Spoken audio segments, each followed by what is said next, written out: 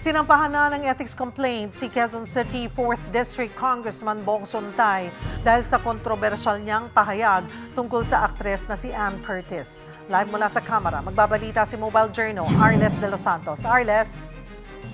Cheryl, walang lugar sa Kongreso ang bastos na mambabatas. Yan ang giginiit ng grupo ng mga complainant na naghain ng ethics complaint laban kay Congressman Bong Suntay dito sa Kamara. Bunsod yan ng umano'y sexist at macho remarks nito laban sa kababaihan, partikular sa aktres na si Ann Curtis. Ayon kay former Gabriela Women's Party List Representative Liza Maza, walang lugar ang ganitong kondukta ng isang halal na opisyal ng pamahalaan.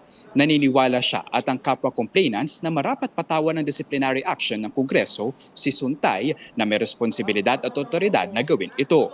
Nilabag umano ni Suntay ang Magna Carta for Women na nagtatakda sa pamahalaan na may pangunahing responsibilidad sa pagtataguyod at pangangalaga sa pantay na karapatan ng kababaihan. Gayon din ang Safe Spaces Act at Rules of Conduct ng mga opisyal ng pamahalaan na nakasaad sa konstitusyon at sa batas. Hindi rin naniniwala ang grupo na sincero si Suntay sa kanyang apology dahil wala umano itong binawi sa kanyang mga pahayag na sinabi pang compliment ang pahayag nito kay Ann Curtis.